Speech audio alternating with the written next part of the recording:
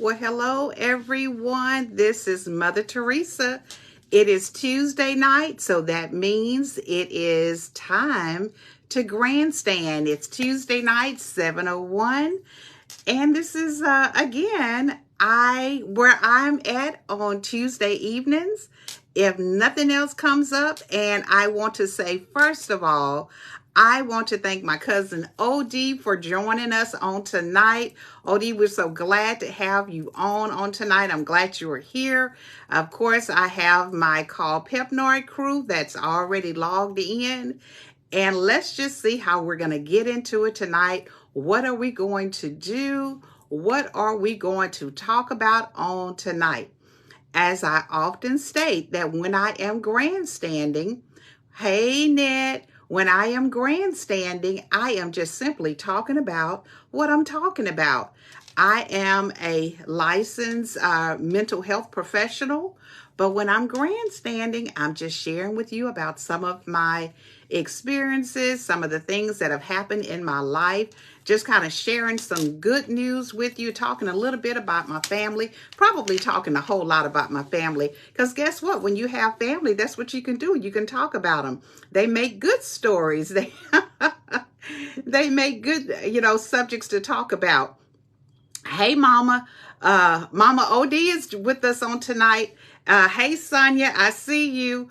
So tonight, let's just kind of jump right into it. Again, this is not a therapy session by any means, but it is simply grandstanding to share with you all some of the things that's on my mind. And as I have shared with you all before, a lot of what we talk about on grandstanding is different chapters from my book, Conversations from a Mother's Heart. If you haven't purchased it, you need to get it because you can follow along with me each week that I am grandstanding. And so on tonight, by the way, you can get this at Amazon. So if you want to pick up your copy, please pick up a copy for not only you, but for a friend, for a loved one, and share it. And so if you want to pick it up, go to Amazon, get it, and follow along with me each week as we are grandstanding. I see Vivian watching us. Thank you for joining. I'm not sure if you're still in Nacogdoches. Probably not. I'm not sure. But I am so glad to see that you all are here. I see Serenity. I see so many of my people that are joining in. And all I can tell you all is that, listen, thank you so very much. I often say I am so appreciative when you all join in. Hey, Brenda, I'm so glad that you're here with us on tonight. And so what you can do for me is that you can ask other people to join in with us. You can share this live. You can put people's names in the chat and you can make sure that they're joining in. And then afterwards, you can also share the live. So let's jump into it. One more thing I almost forgot. If you haven't followed me on my social media platforms, which is Facebook, TikTok, Instagram, and YouTube, please join me there, okay? Let's get into it. So tonight, of course, we know that this month is Black History Month. This is also Valentine's Day month. This is for counselors. This is Counselors Month. And it's so many other different things that is the month of February. We used to, hey, Miracle. We use this month to celebrate a lot of different things. But what I wanted to share with you all on tonight, and I kind of touched base a little bit a couple of weeks ago when I mentioned something about my grandparents. And let me just tell you all, for the ones that live, hey Janice, for the ones that live in Nacogdoches, you may not be familiar with where Fellowship is located, but you might know where Woden Road or Woden is, because that's the way you get to Fellowship. And as a young girl, we spent a lot of our time in Fellowship. We spent a lot of our weekends there, which is my mother's mother and father. That's where my mom grew up. And that's where my grandparents lived for all of my life, that I don't know that they lived anywhere else. My mom could probably tell us. And so that's where my mom grew up. That's where OD grew up, in the little town called Fellowship. So tonight, my topic is keeping the family album, capturing memories, and creating legacies. So right before I came on tonight grandstanding, I posted a reel, and the reel was of my grandparents, my maternal grandparents. It's my mom's mother and father, Odell and Error Stearns. And so those were my grandparents. And I have to say, you all, that I had my grandmother on my dad's side, Miss Beulah May Horn. I spent a lot of time with her when I was younger, but for the most part, most of my time was spent with my maternal grandparents in Fellowship. Hey, Teddy. And so I can just share with you all some of the experiences that we had, that I had. I was hoping that some of my other cousins, hey May, some of my other cousins would join on with us, and they can tell you a little bit about Fellowship, or my aunties, they normally would join in with us. But tonight I just wanted to share with you all the importance of creating memories. Not only creating memories, but to leave a legacy that your children are proud of, that they are not ashamed of. Hey, Teddy. Hey, Mr. Teddy T. That they're not ashamed of, and something that they are proud about. My son asked me questions the other night. He asked me, he said, Mom, I have 7 questions that I need to ask you. And so, the questions were really thought-provoking questions. Hey, Candy Cane, that's my Candace. That's my baby girl. Hey, May, that's my niece. So he asked me questions, and so the questions were very thought-provoking questions. You all keep saying something to me, because when you do this, then I know who's here and I can shout you out. And then I can also call on you. Hey, my friend in Georgia, Miss Deidre is here. I can call you out, and I can also get you involved in the conversation. So you be thinking while I'm talking, because I'm going to ask you all to kind of join in and put some things in the chat. But going back to the conversations that my son was asking me, the questions were very thought-provoking questions. And he was asking me different things about, my life, about his life, about our relationship. Now, this is my 19-year-old son. Which, of course, Will is not afraid to ask anything. He will ask questions about any and everything. So he was asking me questions, and one of the final questions, or the final question that my son asked me, he said, Mom, what do you want me to know when you're no longer here? Now, some of you all may say, well, that's kind of we don't like to talk about that. But let me tell you all, the older I get, the more I want to have conversations about when I'm no longer here. Now, I don't plan on going anywhere anytime soon. Neither does my husband. But I have to know that my kids are going to be okay. But I also want them to know how I feel about them. Not only how I feel about them, but how I feel about a lot of different things. And so the only way that we can keep that family album alive, and how we can, create legacies, is by having those conversations with our children, giving them information about things that they are curious about. And sometimes when our families are no longer here, like some of them, my grandparents and some of my uncles and aunties, no, Candace, don't go out. This is not what I'm talking about. I need you to stay with me, baby.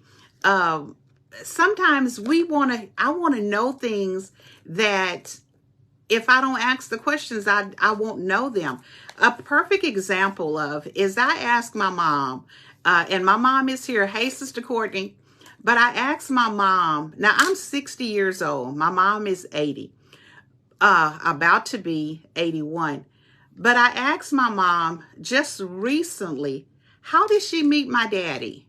You know, my father died when I was really, really young. So even though I spent a little bit of time with him, I didn't spend enough time with him to really know really hardly anything about his life. And so, and that's one of the things. Hey, Theresa, OD, your daughter is on here. So I didn't really know a lot about, and thank you for the stars, Theresa. Thank you for sending me the stars. I didn't really know a lot about my dad. I didn't know how they met. I didn't know anything like that. And guess what? At 60 years old, I just asked her about that. And she just so, shared the information with me. And it's like, okay, if you want to know something, you've got to ask. So ask those questions of your family members. And it doesn't necessarily, okay, thank you, OD. Hello, cousin Angela. If all those Sterns tune in to this podcast, you would have a huge following. Absolutely. We're going to talk about those Sterns or them Sterns a little bit later. But let me just tell you, so I realized that, guess what? We got to ask questions. Our family members that are here that have a lot of knowledge about the things that have happened in the past, and not necessarily that we are just trying to, stir up all of that, because let me just tell you, I'm one of the historians in my family. And so I do the genealogy. And I can remember when I was talking to a elder family member who's gone on now, and I was asking him about our name, the Stearns name, and how just some questions about it, because there is a story, which I won't go into it right now, but there is a story about our name. Hey, Eb. And so I wanted to know, tell your dad happy birthday. I wanted to know about some things about our name, and then also about my grandmother, Mary, which is my grandmother Odell, my big mama Odell, her mother. Because you hear all kinds of stories, but you never know the truth. So I was asking the question, and he politely told me to let sleeping dogs lie. So you know what that meant? That means move on and change the subject. And I did. But guess what? I still don't have the answers to those questions because no one else could tell me. I asked my grandmother certain questions and she would tell me what she knew. But sometimes when I first started this journey, when I was doing our family history, I was a little bit skeptical and a little bit scared to ask questions that now I know I need the answers to, but I didn't ask those questions. And so I definitely regret that. So ask your family the questions. Matter of fact, if you don't have a journal to write down the things that they're sharing with you, get your journal, get you a copy of Tales from the Clothesline, which is another book that I wrote, or journal that I wrote, and write down, it's got lots of empty pages, write down all of those things that your family members are telling you. Because guess what? This is how we preserve the family legacy. So let's get back to these family photos, okay? How many of you all love taking family photos? Hey, Amber, if you love taking family photos, which my family loves to take family photos, we have thousands upon thousands of pictures in my cabinet behind me, posted around my house, on our phones, in boxes. Make sure you're preserving them well. We just have lots of family photos. And so what we do, and of course, my son and I we were also looking at some of the little disc or the cards, SD cards, that whenever you change your phone, you pull those cards out of there and save them. So because most of them have lots of pictures on them. But save those pictures, but take the pictures. And I know people say while you're in the moment, just enjoy the moment. Don't worry about taking pictures and everything like that. Honey, come check my light. But take those pictures and make sure that those pictures are preserved. Make sure that those pictures are preserved, because guess what? When I have my grandchildren, hey Chantel, when I have my grandchildren around, I want them to be able to look at those pictures and point out the different people who are on those pictures. And of course, these are not, people just going on, but even with us, we pointed with my sugars, I point to myself and I say, Mommy. I point to Boris and I say, Big Daddy. I point to the different people in the family. And guess what? That gets them talking, but that helps them. Hey, thank you, honey. So these are things that you do when you're preserving the family history, those family albums. It's those pictures. And another thing that I do with those family pictures, and I think I may have started that with Candace. I'm not sure who I did it with, Candace or Net.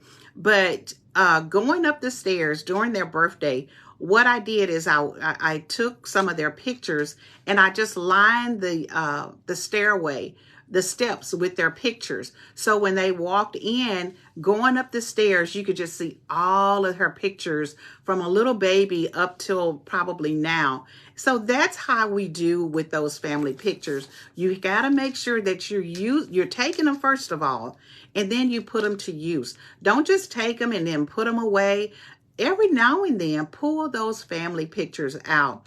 I can remember when I went home one weekend with my mom, and we spent, it seems like, the entire weekend just going through family pictures. We would look at those pictures and we would reminisce a little bit about those pictures. We would have a good laugh about some of the pictures and some of the things that we saw. But guess what? If we didn't have those pictures, we would not have been able to have that moment.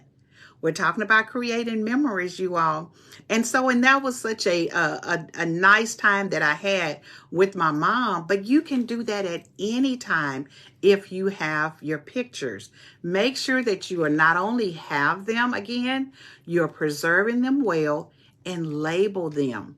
Now, one of the biggest things that I know is that going through some pictures, and not at my mom's house, because most of the pictures that she has, we pretty much know who's on those pictures. But I've been at other places where we're looking at pictures and it's like, well, who is this? What's their name? Well, how are we related to them? And where did they live? And tell us about them. But guess what? If you don't label them, you have people that are, generations removed that will not know who they are. So be sure that you are labeling your pictures, okay? So going back to fellowship. Now, for those that are joining me for the first time, this is your first time here, I welcome you to Grandstanding with Mother Theresa. I just kind of talk about what I talk about, whatever comes to my mind. And again, I kind of follow the guide from my book, the chapters in my book. But I can just take it. And again, like I said, I like to go down rabbit trails. And I say that, guess what, you all? I think it's not too bad for me to go down rabbit trails. That was my daddy's nickname was Rabbit. So I guess it's okay to go down rabbit trails. My humor is a little bit different. It's okay. Just laugh at it and go on. So one of the things that I was sharing with you all is about spending time in fellowship. Now, what we would do is with my mom is we would get up, of course, if you're like, if you were like my family growing up and probably during that era, you would get up and you would turn on the music, Aretha Franklin, Bobby Blue Bland, B.B. King, all of those different ones. You would turn that music on and you would get to cleaning up, okay? So yes, Saturday morning, we were going to be cleaning up. And so we knew that if when we finished cleaning up, we were going to load up in that car and we were headed to fellowship out Woden Road, and we were going to fellowship. And we were going to spend probably most of the day there and possibly come back again on Sunday.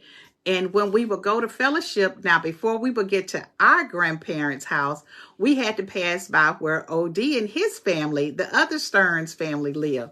And so, but we would get to our grandparents' house, and sometimes some of the other, a lot of times We would have most of my uncles and aunties that were, local. They would be there. And of course, that's where I saw all of my cousins.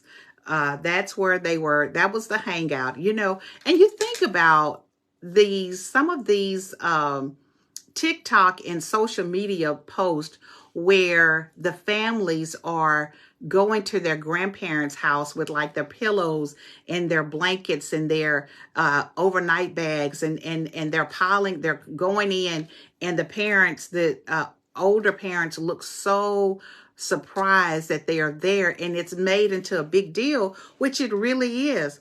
But guess what, y'all? We've been doing that. We did that long time ago. We would go to our grandparents' house. Now, we wouldn't take the blankets and the covers and all of that. We would just show up by the carloads. And we would get there and we would have fun. We played outside until it was dark. We had fun. We may have been we would go walking down the dirt road at that time, go down off in those trails, get off in that little creek that was, further past the Fowler's house. We would just have fun back off in there. And then, of course, we always had something to eat because Big Mama would cook, or either Big Daddy would be barbecuing. And so we always had something really good to eat. And then we would do the afternoon. So it was time to, go and play some more. But those were the types of things that I did in fellowship, with my cousins and my brothers and my sisters. And so, like I said, good time, just good, clean fun, just having fun, just being out in the country, because it was out in the country. And let me tell you, as I got older, and we moved to Appleby, one of the things I was telling my husband, I said, there's no street lights out here. It reminded me of fellowship because there were no street lights. And when it was dark, you could put your hand in front of your face and you couldn't see anything. It was like it was pitch black out there in the country. But guess what? We stayed on that porch, or we stayed in that house because it was too dark out there to be roaming around. But let me also tell you all another thing about fellowship. We cannot talk about fellowship and not talk about just how precious my grandmother and grandfather was. My grandparents, of course, were, thank you, honey. My grandparents, I say, were the absolute best grandparents that there ever was. Hey, David, David is my brother that's watching us. So my grandparents were the absolute best, you all. And I thank God for being born into the family that I was born in. Because when you have grandparents like the grandparents that I had, and I'm quite sure everybody else on here can say the same thing. Hopefully you can say the same thing about your grandparents. But my grandparents, I never remember them saying a harsh word to me. I never remember them having to scold me about anything or whatever. Now, I'm not saying that that's not who they were, and maybe I was just a good kid, but they were not the grandparents that was fussing and yelling and doing all of those types of things. I didn't witness my grandparents doing that. Now, did they have a good time? Absolutely. Because let me just tell you, when you were out in the country and you have your family that was gathering together, they knew how to have a good time. And so their good time consisted of making sure that they had their favorite beverages and they had their favorite snacks. And so, and there was a lot of singing, there was a lot of dancing, there was just a lot of just laughter. And that is what I remember so much about, being in fellowship. Now, OD, like I said, his family, OD is my cousin. My grandfather and OD's dad were brothers. And so OD and my mom are first cousins. So mom and OD, hey, Elder James, favorite beverage. Yeah, that's a nice way to say it, Candace. Yeah. So tell me about some of the things that you recall, OD. Just type it in the chat.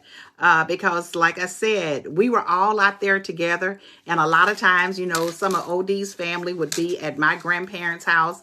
And so when we would come out, so we cousins really hung together. Hey, Kurt, cousins really hung together and they enjoyed each other's presence, you know, and so that's one of the things that I can remember so vividly about our family. Now we have a large family. And so I said, I was going to say something about them Stearns, because like Boris said, if they all were tuned in, we would have a huge gathering on tonight. But one thing about it, yes, hello, my friend. One thing about it, you all, when our families were come together, Beverly, there's another cousin. All right, the Stearns are popping in. One thing about family, and it doesn't matter what type of family that you come from. If you've got a good, strong family, that's really what you need, okay? Because when we think about whenever there is a need, or I'm not going to say that's the only time you talk to your family, but whenever there is a need, if you have a loving and a family that's close, guess what? Some of your family members, your cousins, can be just as close as a sibling. And so, and some of like when I remember growing up, my cousin Lois and I, we were almost the same age, but Lois was almost like a sister to me. Hello, Elder Timothy, Reverend Powers. And so she was like a sister to me.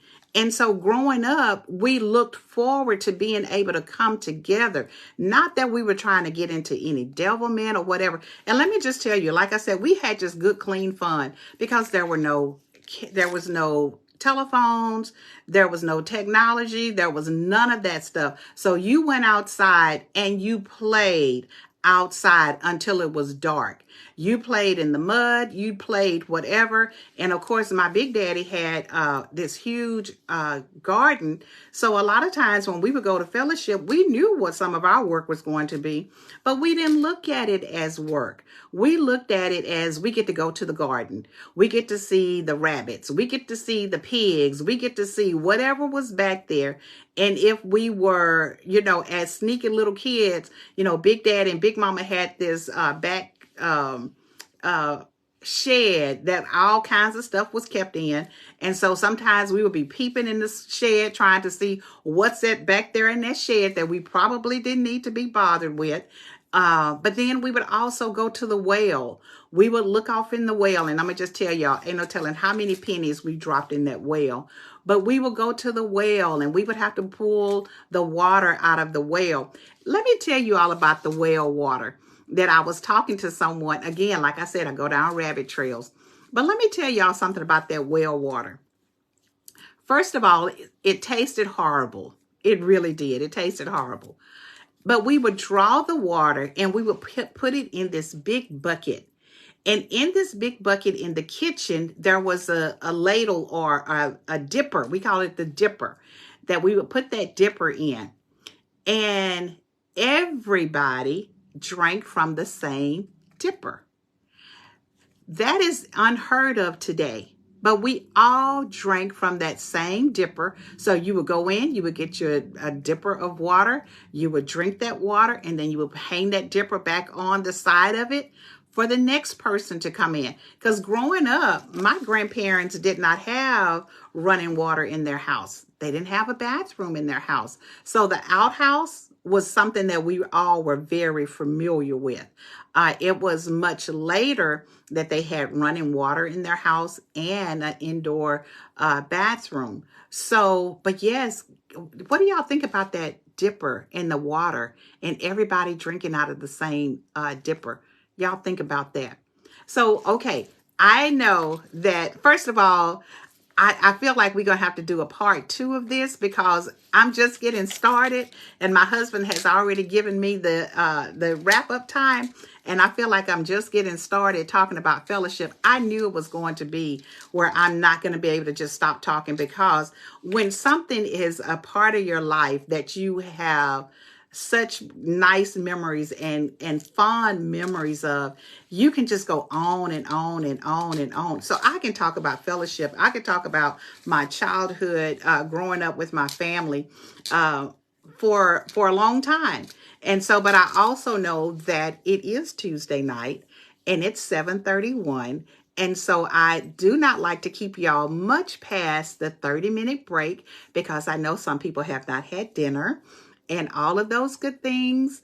So I want to say to each and every one of you all, I thank you all so very much for joining me for Grandstanding with Mother Theresa. And I want to also say that for my people who joined with us for the very first time on tonight, I want you to come back. I want you to come back, and I want you to be a part of Grandstanding with me, not only just for tonight, but I want you to come back and I want you to share this with other people. Of course, I've lost my music and I don't know if my husband can find it. Of course, he's in here. You know, he is my timekeeper. He tries to keep me on time with making sure I don't go past my time. So one of the things I will say is that I will definitely consider a little bit longer, staying a little bit longer, and being sure that we're able to grandstand for a little bit longer. I see Shekinah is here. Love it. Thank you, Pastor Powers. Please come back and be with us, because you never know what I may be talking about. You never know what is going to be on my mind. And so I just want to say thank you all again. I'm not quite ready to shut it off right now, honey. So you can go back in the living room and then come back and just... My honey tries to keep me on time, on schedule. You all, but one of the things I will say is that when you all love what you do, and I have to say this, hey, Shekinah, when you love what you do and you're having fun, good, clean fun, it's nothing wrong with, it's just enjoying yourself. It's nothing wrong with talking about and about your memories and looking at the things that have been a positive influence in your life. And one of the things that I've always said is that when we have grandparents and we have family members and we have a mom, like my mom is on here, when you have a mom that has been a good mom and a not only a good mom, hey, Sister Valencia, but you have a good mom, a mom that showed you, you know, how to be a person with good ethical standards and morals. You cherish those things, or you cherish those people, and you look at those things that they have taught you, and you try to make sure that you're instilling those.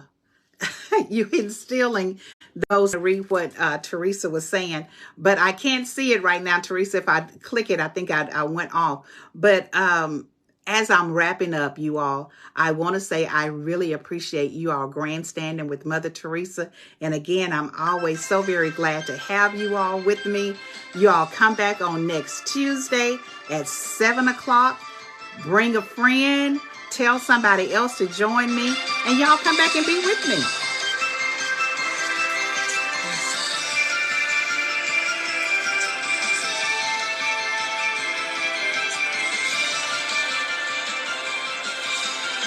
Hey, Miracle. Well, I'm glad you enjoy hearing me talk.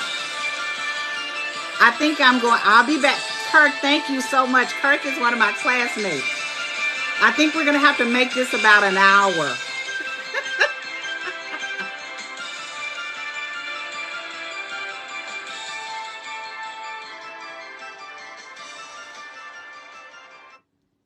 Good night, everybody. And thank you all for grandstanding with Mother Theresa. I'll see you all next Tuesday. Have a great night, everybody.